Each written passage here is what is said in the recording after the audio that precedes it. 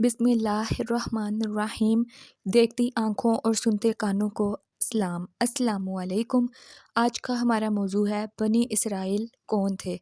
तो दोस्तों, वीडियो शुरू करने से पहले मेरी आप सब लोगों से गुजारिश है कि अगर आप लोगों ने मेरे चैनल को अभी तक सब्सक्राइब नहीं किया तो नीचे दिए गए घंटी के बटन को प्रेस कर दें, क्योंकि हमारे चैनल पर बहुत सी मालूमाती और इस्लामिक वीडियोस अपलोड की जाती हैं और अगर आप प्रेस कर देंगे तो मेरी आने वाली हर वीडियो आप लोगों तक बआसानी पहुंच सकेगी। आज की वीडियो में मैं आप लोगों को बनी इसराइल की कौम की शुरुआत, इन पर आने वाले मशहूर अंबिया और इन पर नाजिल होने वाली नेमतों के बारे में कुरान और हदीस की रोशनी में बारे में बताऊंगी। और अगर आप लोगों को मेरी वीडियो पसंद आए तो वीडियो को लाइक और चैनल को सब्सक्राइब ज़रूर कीजिए। प्यारे दोस्तों, बनी इसराइल हज़रत यकूब अलैहिस्सलाम की औलाद हैं। हज़रत यकूब अलैहिस्सलाम का लक़ब इसराइल था, इसीलिए आपकी औलाद को बनी इसराइल कहा जाता है। आप हज़रत इब्राहीम अलैहिस्सलाम के पोते और हज़रत इसहाक़ अलैहिस्सलाम के बेटे हैं।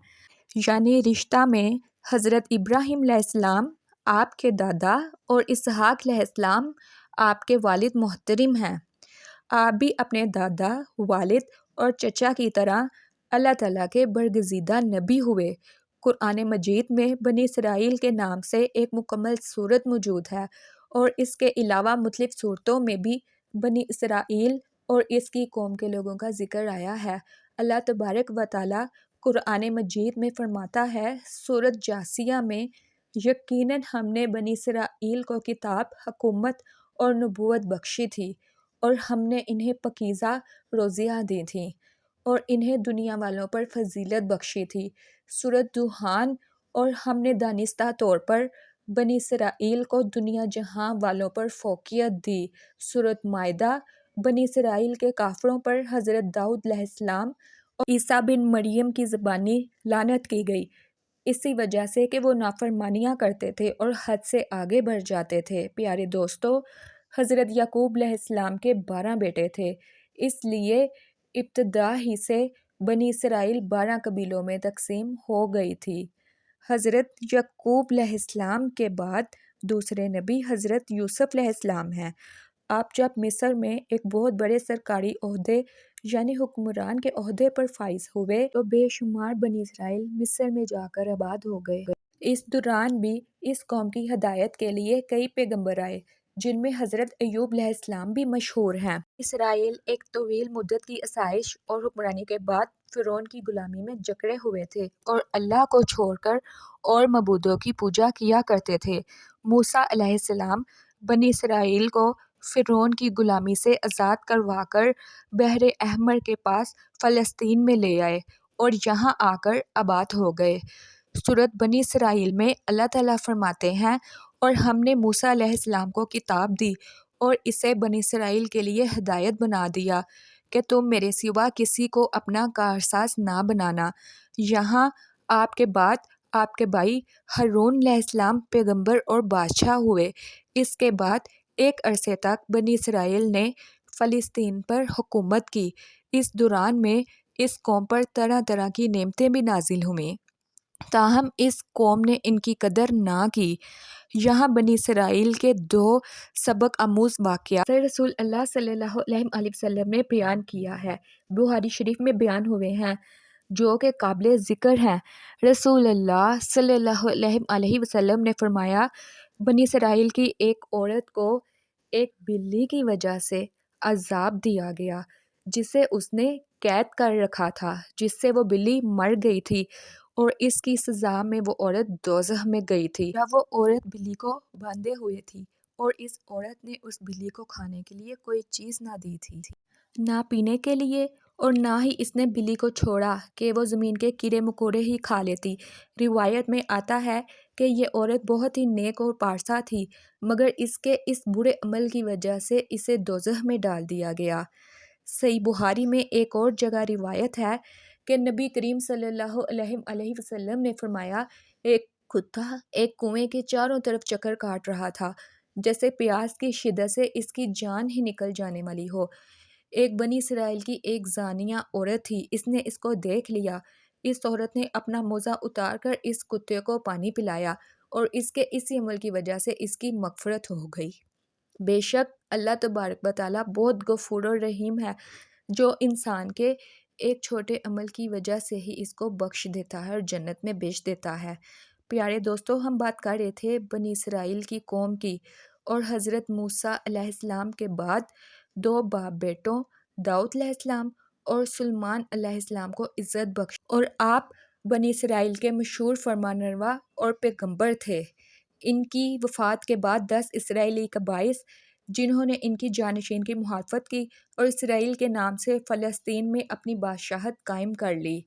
یوں بنی اسرائیل میں جو مشہور انبیاء آئے ہیں، ان میں سب سے پہلے حضرت ابراہیم علیہ السلام، نمبر 2 حضرت اسحاق علیہ السلام، نمبر 3 حضرت یعقوب علیہ السلام، نمبر 4 ان کے بیٹے حضرت یوسف علیہ السلام، اور نمبر 5 موسیٰ علیہ السلام، جن پر اللہ تبارک و تعالیٰ نے تورات کی کتاب نازل کی تھی، نمبر 6 ہارون علیہ السلام، اور نمبر 7 داؤد علیہ السلام، جن پر اللہ تعالیٰ نے زبور نازل فرمائی تھی، نمبر 8 سلیمان علیہ السلام، اور نمبر 9 نیل علیہ السلام۔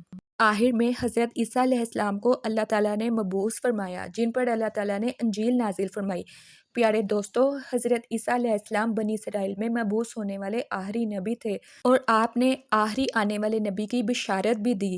اور یاد رہے، حضرت عیسیٰ علیہ السلام کے 600 سال بعد کوئی نبی نہیں آیا، اور پھر آخری نبی حضرت محمد صلی اللہ علیہ وآلہ وسلم کو سارے جہانوں کے لیے رحمت بنا کر مبعوث فرمایا گیا، اور ان پر آخری کتاب قرآن مجید بھی نازل ہوئی۔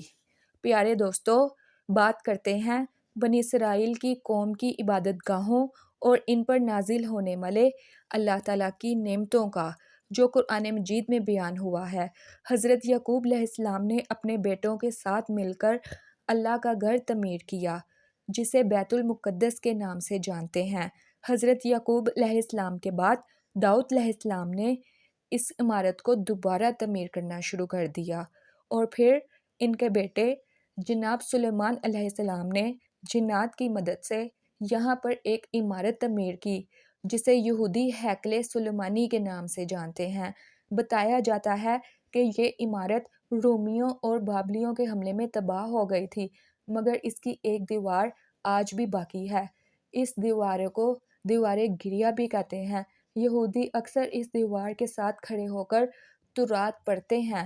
یہودیوں کا ماننا ہے کہ مسلمانوں نے اس مقام پر ہی مسجد اقصی تعمیر کی تھی، اور یہودیوں کو جب بھی موقع ملا وہ مسجد اقصی کو گرا کر ہیکل سلیمانی دوبارہ تیار کریں گے۔ میرے معزز دوستو، بنی اسرائیل کی قوم پر 2 بار آسمان سے حوان نازل ہوا ہے، ایک موسیٰ علیہ السلام کی قوم پر اور دوسرا حضرت عیسیٰ علیہ السلام کے کھواروں پر۔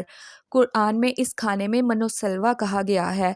سورۃ الطٰہٰ میں اللہ تعالیٰ فرماتا ہے، اے بنی اسرائیل، دیکھو ہم نے تمہیں تمہارے دشمن سے نجات دی اور تم سے کوہ طور کی دائیں طرف کا وعدہ اور تم پر من و سلویٰ اتارا۔ من و سلویٰ کے بارے میں کہا جاتا ہے کہ من سفید رنگ کا ایک حلوہ تھا جو روزانہ آسمان سے بارش کی طرح برستا تھا، اور سلویٰ پکی ہوئی بٹیرے نما تھی جو آسمان سے ہوا کی طرح نازل ہوا کرتی تھی۔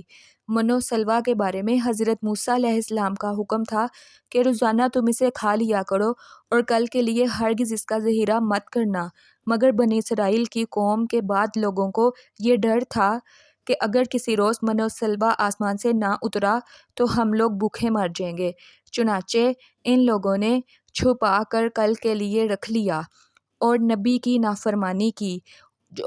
نافرمانی کی وجہ سے جو کچھ چھپا کر رکھا تھا سب سڑ گیا، اور آئندہ کے لیے من و سلویٰ بھی نازل ہونا بند ہو گیا۔ اس کے متعلق رسول اللہ صلی اللہ علیہ وآلہ وسلم نے بھی ارشاد فرمایا ہے کہ اگر بنی اسرائیل نہ ہوتے تو کبھی گوشت نہ سڑتا، یعنی گوشت کا سڑنا یہیں سے شروع ہوا تھا۔ اس سے پہلے نہ کھانا کبھی بگڑتا تھا اور نہ کبھی گوشت سڑتا تھا۔ امید ہے لوگوں، آپ کو آج کی ویڈیو اچھی لگی ہوگی۔ اللہ آپ سب کو اپنے حفظ و امان میں رکھے۔